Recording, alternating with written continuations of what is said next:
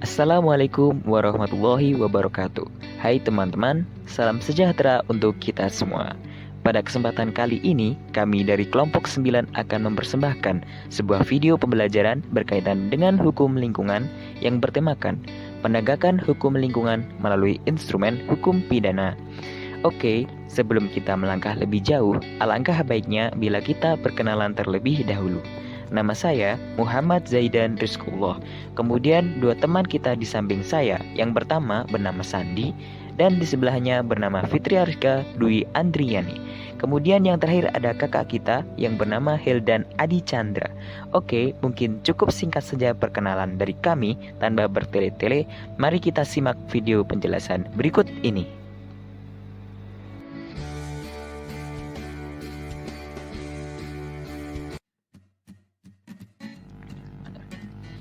Di era globalisasi ini, sering kita jumpai berbagai macam bencana alam, seperti banjir, tanah longsor, kebakaran hutan, polusi udara, pemanasan global, dan lain sebagainya.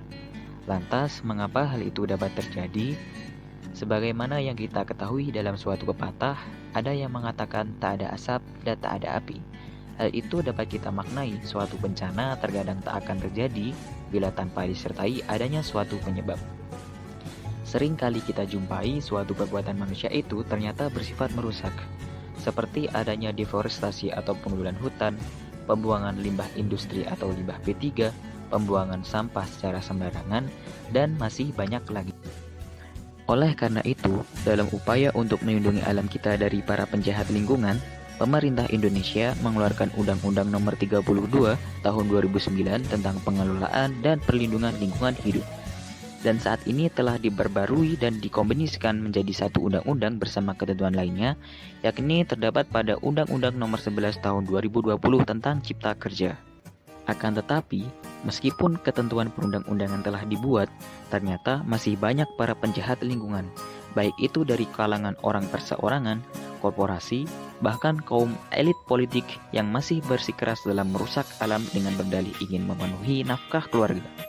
Namun faktanya, perbuatan tersebut justru dilakukan untuk menguntungkan dirinya sendiri dan para kelompoknya.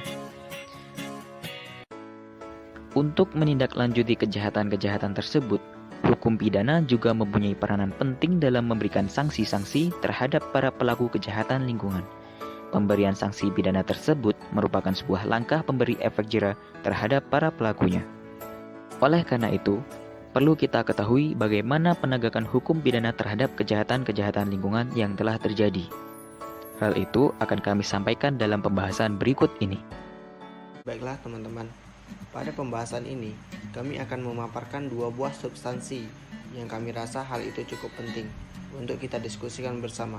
Yang pertama ialah tindak pidana pencemaran dan perusakan lingkungan hidup.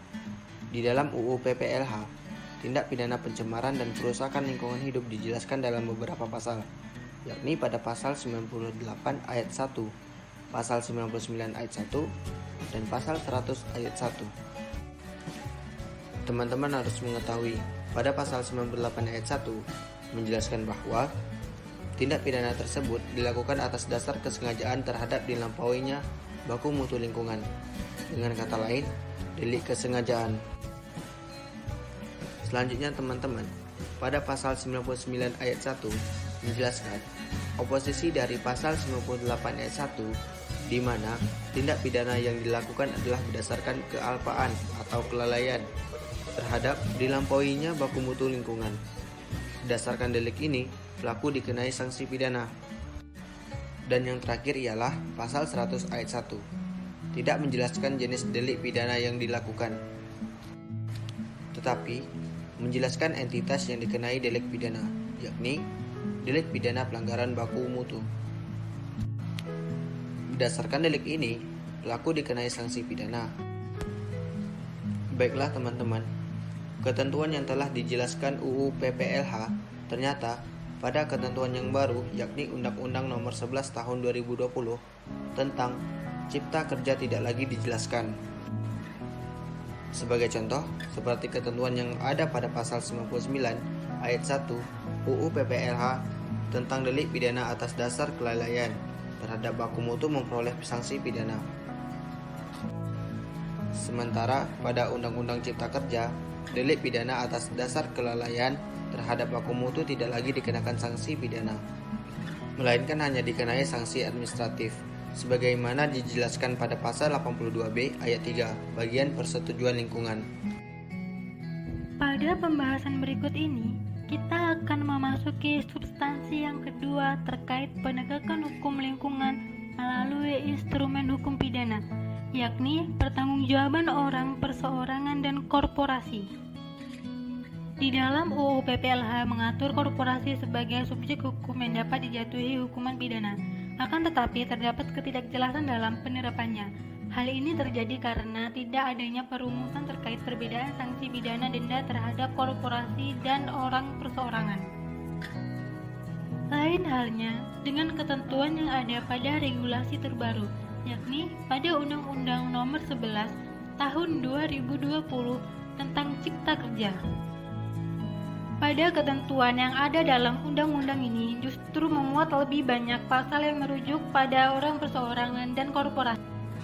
Dengan demikian, perumusan terhadap perbedaan sanksi pidana denda terhadap orang perseorangan dan korporasi telah diimplementasikan pada undang-undang ini. Sebagai contoh, kami akan menyampaikan dua pasal yang menjelaskan perbaikan regulasi terhadap orang perseorangan dan korporasi, sebagaimana yang tidak dijelaskan dalam UU PPLH.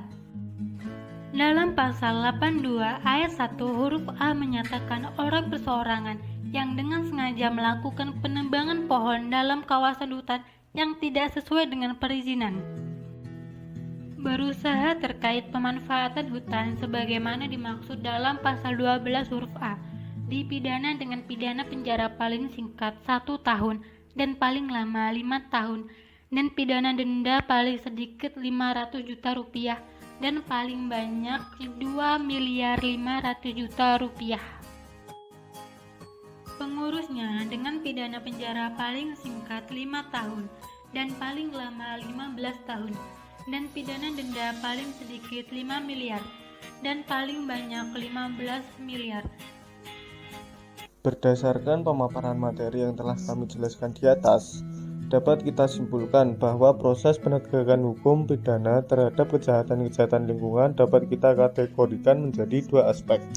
Aspek pertama adalah tindak pencemaran dan perusakan lingkungan hidup, yang mana dijelaskan dalam UU PPLH pasal 98 ayat 1, pasal 99 ayat 1, dan pasal 100 ayat 1. Terkait pelanggaran dilampauinya baku mutu lingkungan akan dikenakan sanksi pidana. Sementara itu, pada UU nomor 11 tahun 2020, salah satunya pada pasal 82B ayat 3, menjadi bukti dirubahnya ketentuan sanksi pidana yang terdapat pada pasal 99 ayat 1 menjadi sanksi administratif bagi para pelaku pelanggaran terhadap baku mutu lingkungan hidup. Kemudian pada aspek kedua, yakni terkait pertanggungjawaban orang perseorangan dan korporasi. Pada UU PPLH tidak ada keterangan perbedaan sanksi pidana denda bagi orang perseorangan dan korporasi yang melakukan tindak pidana terhadap lingkungan. Sementara itu pada UU nomor 11 tahun 2020 tentang Cipta Kerja sudah menyatakan perbedaan sanksi pidana denda antara pelaku pidana lingkungan hidup yang dilakukan oleh orang perseorangan dan korporasi.